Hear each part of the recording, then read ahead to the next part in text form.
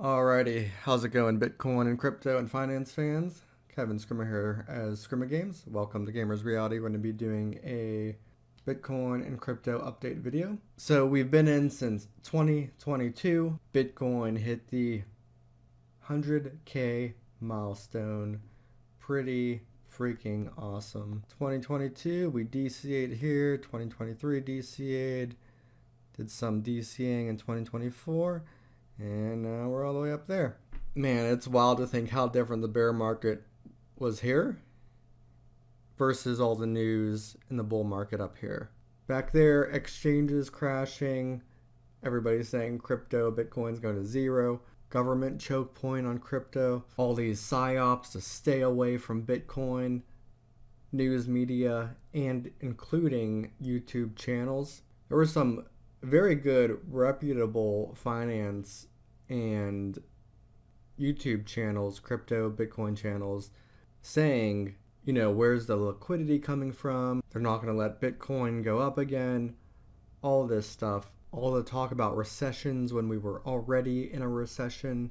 You just have to go against the crowd and all the sheeple and just buy, buy, buy. Solana is also a channel favorite. Here's a popular X post of mine. If you understand Bitcoin, you understand debasement. If you understand currency debasement, you understand Bitcoin.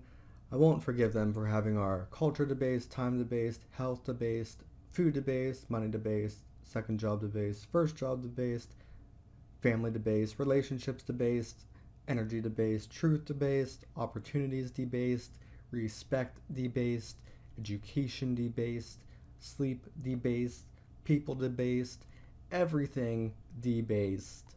Got 36 likes and 4,500 views on that one. We also have Trump confirms Bitcoin reserve plans from Forbes, $15 trillion price boom predicted. $15 trillion in Bitcoin will be insane. What price of Bitcoin would that be? So let's ask Grok, Elon's awesome AI, if Bitcoin had a $14 trillion deficit market cap, what would the price of one Bitcoin be? So 711,000 per Bitcoin. That is pretty wild. No complaints there. Absolutely. Child, I don't want to buy Bitcoin. I'll stick with other assets. Society, that's fine, but it may have consequences for your bloodline. Child, I just want to date around for years and years and keep switching partners around. Society, that's fine, but it may leave you hollow and empty. Child, my finances and career and relationships in life aren't ready yet, but I'm going to have kids now. Society, that's fine, but your children may have a better life and be better prepared if you work on yourself first. There is always a choice. Choose the easier path or the harder path. Choose the path of the loser or the path of the winner. Choose the path of Satan or the path of God. Hours of work required to buy gold, Bitcoin stocks, crypto houses, all of it will trend higher over the next year. Hours of work to buy 1 ounce of gold. Bitcoin is the better investment. Gold is old. Investments like Bitcoin buy us back our time that is stolen from us through inflation. I've been thinking about this and other ways my time has been wasted. Be through people, relationships, companies, governments, education, by not having been invested in the past. I almost can't help but feel that it's designed to be one long waste of time. I can't even confidently pinpoint half of the things that were worthwhile and what wasn't. I want to be much more aggressive at protecting my time and boundaries. Satan wants us to have our time wasted.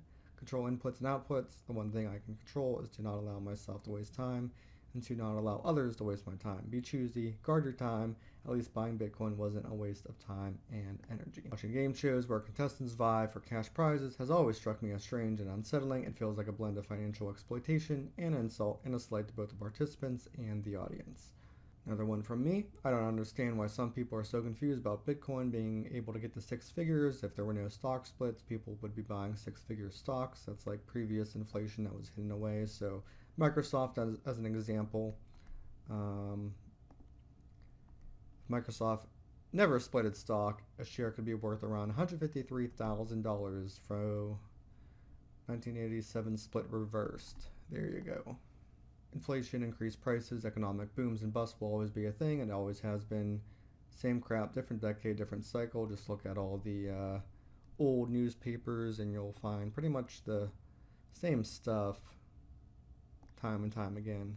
898 TV set stirs a riotous business. Consumer prices at a record high. Rise of 0.2% in October is viewed as inflation threat. Food costs stable. Consumer price index rose last month to a record high. President Carter did not expect either a recession or depression next year. Economic growth might fall below the 3%. Type of tyranny a modern population like the American one had to be fearful of. Because as Tocqueville predicted, tyranny in a modern democratic society like America would look very different from the types of tyranny that European nations had faced up until then in aristocratic societies, for example. Let me quote. It covers the service of society with a network of small, complicated rules, through which the most original minds and the most energetic characters cannot penetrate to rise above the crowd. The will of man is not shattered, but softened, bent, and guided. Men are seldom forced by it to act, but they are constantly restrained from acting. Such a power does not destroy, but it prevents existence. It does not tyrannize, but it compresses, enervates, extinguishes, and stupefies a people, till each nation is reduced to nothing better than a flock of timid and industrious animals, of which the government is the shepherd. Well, if that is not an accurate description of what actually ended up happening, not just to America, but to all modern democratic. Alright, my computer crashed, but let's keep going. Here's what the fiat mindset and inflation does to people. So back then, you can get a GameCube for $50, or today you can get a Skibidi toilet for $45. That's so funny. This was just on the corrupt publishing industry here. Ivy League students offered crayons, Legos, cookies, and milk to cope. The less talent they have, the more pride, vanity, and arrogance they have. All these fools, however, find other fools who applaud them.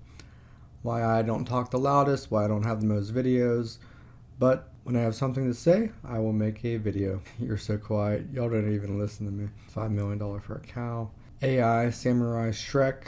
No matter how good you are, if you are in the wrong place, you are worthless.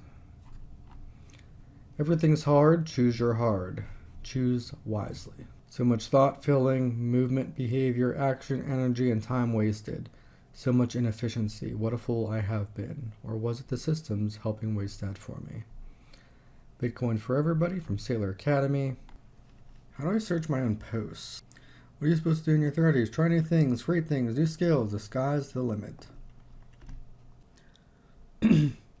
Modern luxury is the ability to think clearly, sleep deeply, move slowly, and live quietly in a world designed to prevent all four. Absolutely.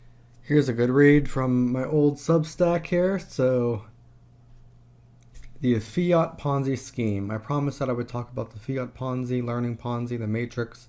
So I will give it a shot. It may be incomplete, but it's my thoughts and feelings on the matter. We are born at a point in time and space by two people into a certain environment. Of course, this is out of the baby's control. This largely determines the baby's fate. Look at any two parents, a child, and the majority of the time they turn out the same because of the same values, beliefs, skills, knowledge, etc. The smart, wealthy parents leverage what they have to get their child the best opportunities, education, paid off, house, hand off a business, whatever for that time. In short, the child can skip the worst of the Fiat Ponzi scheme and live life. Some children get lucky for the time they are born in. We start at education now. What is the purpose of the K-12 and college education system? Is it to actually educate? Is it to keep people in line? Is it to brainwash and indoctrinate? Is it to create wage slaves? Is it to turn people to a certain religion or political party? Is it to have people on the bottom to fuel the Fiat Ponzi? Is it to keep people out of trouble or put people into trouble? Is it to keep people smart and healthy or stupid and unhealthy? Is it meant to keep the elites elite and the poor as poor? These are serious questions which must be thought about, and I don't ask those lightly. You only ask these questions once you're viewing the Matrix and put thought into every possibility, whether something is intentional or accidental.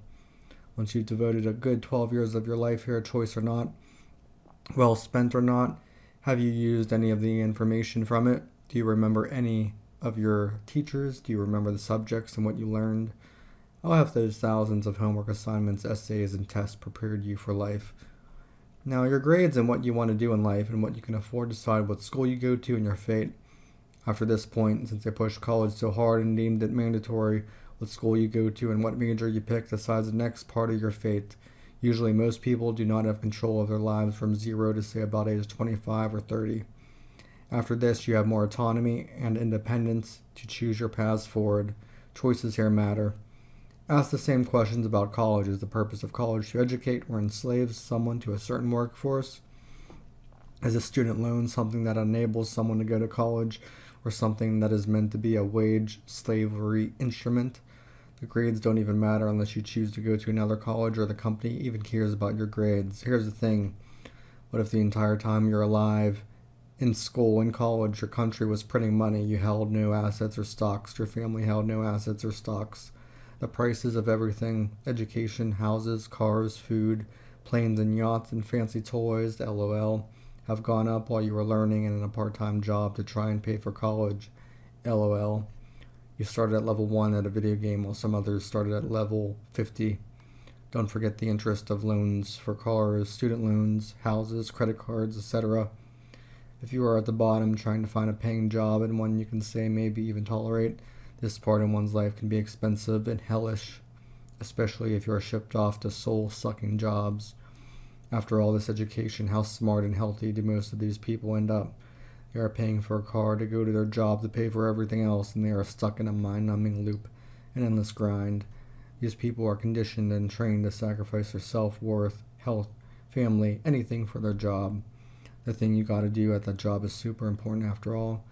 Don't worry, they'll give you a retirement plan that doesn't keep up with inflation, maybe yields 5 or 10% a year. Part 2. Maybe they crushed your self-worth and made you think you're not capable of any other opportunities. Maybe you don't even think you're worth that opportunity. If you're born at the bottom, do you see how someone is stuck in the fiat Ponzi, the learning Ponzi, the matrix? Maybe you make a bit of extra money so you feel good about yourself. Finally, I'm getting somewhere, you think, but guess what? There are plenty of people who made loads of money, and maybe you are in the wrong assets and there is more money printing. Suddenly houses and cars and everything else is more expensive. Oops. Looks like you are stuck again. Time to work some more. You are trading your youth, some of your life and energy with your skills and knowledge for some money. Before you know it, the years have passed. What happened? You know something is wrong, but you can't pinpoint what. Did your family sell you off to wage slavery through the education system? Did you sell yourself to wage slavery for a car or something else? Did you desperately need a cheap education but didn't get it? What the hell happened? You're in a daze and aren't sure what's going on. Your health is declining, but you now have to spend so much time at the gym. Health insurance and appointments are so expensive. Didn't school stress how important health is? Did work turn your mind and body unhealthy? What the hell happened? Was your only crime being born in a lazy, stupid, and poor family? You learned so much. Why wasn't it enough? Why didn't they teach about inflation, investing, finance? Aren't you capable of more than what you are now? But it's so expensive to try and be capable of more. It's so expensive to live and be alive. If you have a kid, or a few even more so, and they get to go through what you went through now. Maybe you didn't want to have a kid because you didn't want him or her to suffer, and because you couldn't afford it. Dang, life got hard. The correct asset or perfect money or a perfect store value, say Bitcoin, is your water in the desert to survive. You need it because you desperately need a drink. You desperately want to live. You're asked by something in the void, tell me, do you want to live? Do you want to live life? You were born and you are alive, but you are somehow not alive and not living. Do you really want to live? Somewhere deep in your soul cries out, I want to live. Maybe you're someone who can do a crazy amount of good with more money. Maybe you have knowledge and skills that aren't unlocked. Maybe you don't. Maybe the person becomes a lazy bum with a lot of money, I don't know. Money or a lack of only enhances what kind of person you are. Maybe you start a business that's good for people. Maybe you start a business that's good for people. This is just a portion of the fiat Ponzi scheme, the learning Ponzi scheme in the Matrix. If you made it to this point, congrats, your mind has been opened and you can consider things that most people haven't considered. Fiat's a Ponzi scheme, education's a Ponzi scheme, work and life in the Matrix is a Ponzi scheme. Why didn't they teach you skills to build something, to make money on your own, to be self-sufficient? Why didn't they teach you how to invest? Is everything in life to help improve life or control people? Is education to free people or control people? Is work to free people or control people? Is fiat to free people or control people? Is a car to free people or control people? Is the internet to free people or control people? Is the algorithm to free people or control people? Is speech and media to free people or control people? Now, go out and live. That was deep. Peter, every month our savings get smaller and smaller. We really gotta figure out a better way to budget for this family's future. Bitcoin. What? I don't know. Always fun looking at old menu prices or store prices. You can get 21 pieces of chicken for $5.20. That is a steal today. 10 years old. I'm going to be an astronaut when I grow up. 30 years old. This new monkey meme coin is going to be the one. I can feel it. Smells like I was right about Bitcoin. Bills be like, fees. Fee, fi, fo, fum, fee. Might as well fee. What the fuck you going to do, fee? Another dollar won't hurt, fee. Your crypto wallet, your bank account.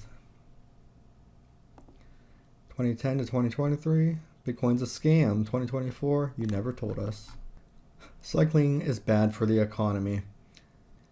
A cyclist is a disaster for the country's economy. He does not buy the car and does not take a car loan, does not buy car insurance, does not buy fuel, does not send his car for servicing and repairs, does not use paid parking, does not become obese. Healthy people are not needed for economy. They do not buy drugs. They do not go to hospitals and doctors.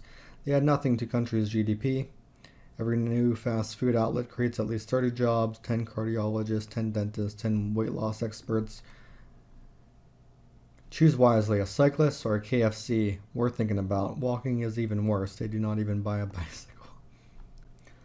Here I was, 1021. Markets are trying to go higher but can't until there's an election decision. Winner of election determines which assets go up. Barbell portfolio of Bitcoin sold will do well until end of 2025. After Donald Trump won the election, Bitcoin went up like $30,000, $40,000, which was insane. Some info from Plan B. He is expecting, I think, like 500,000 Bitcoin. Yeah, I got almost 700. I got over 700 likes from this post. If the currency and population, food and health and education keeps getting debased, that's what's going to continue to happen. No one wants to have kids when they always have to focus on working.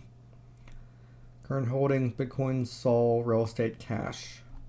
Bread and circus refers to the concept that if the masses are given entertainment and food staples, then they are easy to control.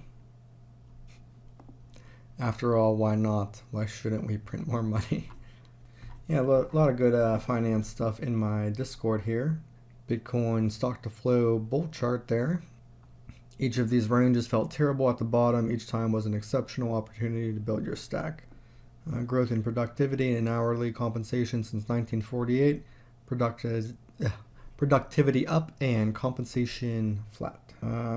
House prices cycle chart, so probably a top in 2025, 2026. The everything bubble. D from 2023, 35,000 Bitcoin, remember that? Some other charts here. Won't go through them all. You can pause and look at them if you want.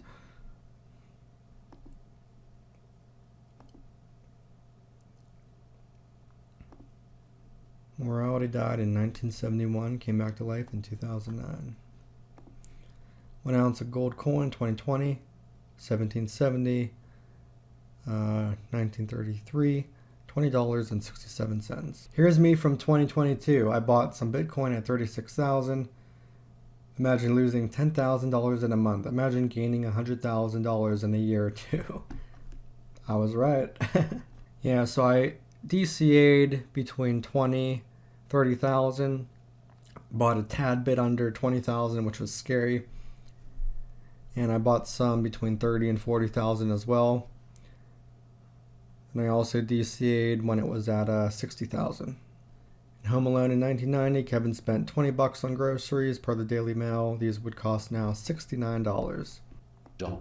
Investment is a job in itself. To figure out what to do with your money in order to beat inflation is something that, There are professionals out there on Wall Street that have PhDs in finance, that have enormous computers, and they have enormous staffs of PhDs and master's degrees and math nerds that are crunching numbers and figuring out how to allocate your portfolio so that you can beat inflation. And guess what? The majority of them don't beat inflation.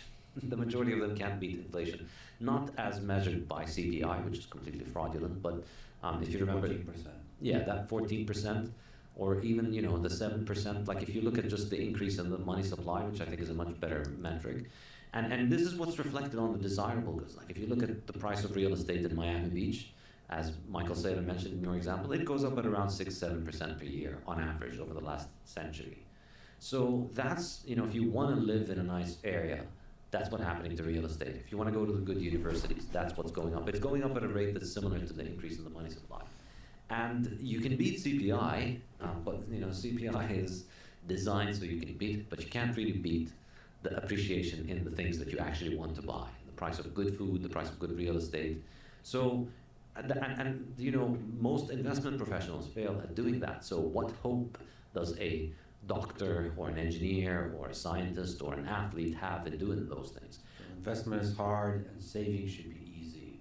Exactly. Saving is essential for us as a civilization. And what fiat did is it took that away from us, and then it forced everybody to become an investor, or more accurately, a gambler, because you're not just because the money itself is broken, because the money itself is constantly changing in value. Investing is becoming more of a crapshoot. I mean, value investing is completely underperforming compared to market analysis. You listen to the Fed, and what matters to the price of individual companies is monetary policy much more than it is their own performance. So basically, you need to be a junkie watching the Fed and following all the world's central banks, and you need to learn macroeconomics, and you need to learn what all the central banks are doing, and you need to understand how commodity markets work, and you need to understand how equity markets work, and bond markets, and real estate markets. You need to do all of those things just in order to be able to save and earn and keep the money that you've already earned. Yeah. That's the criminal thing about it. Like, I've already earned that money being a doctor, being a dentist, being an athlete, being an engineer. I built a house for somebody, and I got that money. And all I want to do is just make sure that I can have it 10 years from now. The only way to do so is to become a crappy engineer, because you have to spend half your time not doing engineering, and instead spend half of that time learning about Japanese central bank monetary policy and commodity markets, and what's going to happen to copper, and what's going to happen to oil, and what's happening in the wars, and what's happening with foreign policy, and Russia and the US, and all of those things. Under the gold standard, you didn't care about any of that stuff. Your gold coin worked regardless of all of those things. So what this means is the future. So first of all, we have all the problems I mentioned, but also it means that the future becomes much more uncertain. So you're far less likely to provide for yourself 10 years from now, far less likely to find an easy way to give yourself value 10 years from now, and so you become more short-termist. And that is reflected economically in a lower savings rate, and we see savings rates decline, but it is also reflected in all manners of decision-making. And I think if you really want to see what it is, take a look at a society that goes through hyperinflation, and look at what happens there. How do people change under hyperinflation, and compare that to essentially what we see in the 20th century all over under not hyperinflation, but under low inflation. 10, 15% that you see across the board most of the time is just slow motion hyperinflation. So what happens in hyperinflation? Everybody gets their paychecks, they run straight to the supermarket, they spend all of their money. Nobody thinks about savings. Nobody thinks about the future. Survival until the end of this month is highly uncertain. How likely are you to be planning for what you're going to be doing 5 years from now? Very unlikely. But also, it's reflected not just economically, it's also reflected in all aspects of morality, all the way in which we deal with each other as human beings. When your survival is precarious, how much are you invested in the notion of being a good citizen, on caring about your reputation, on caring about not getting caught in a crime? All of these things become harder to value. So people start committing crime, people start caring less and less about the future. And we see it reflected in everything. And I argue you see it reflected in architecture. We used to build houses in the 19th century that last until today. And then in the 20th century, we build essentially disposable cardboard boxes that get scrapped in 20 years. Very true. And Michael Saylor, quite the financial jiu-jitsu he did with Bitcoin and MicroStrategies entering the NASDAQ 100. Very nice. All right, that's going to be it for this video. Feel free to follow me on X, formerly known as Twitter, if you'd like. Post lots of different high-quality stuff, finance stuff there. And as always, thanks for watching, and I'll see you next time. Peace. What do you do with the Bitcoin besides it just gather value? Real estate developers in New York City, they're not buying the real estate because they want to live in it. But like most of the people who are buying assets at some point want to sell the assets at a profit. People that use fiat currency as a store of value, we call them poor. We call them poor. People that use fiat currency, we call them poor. We call them poor. We call them poor. We call them poor.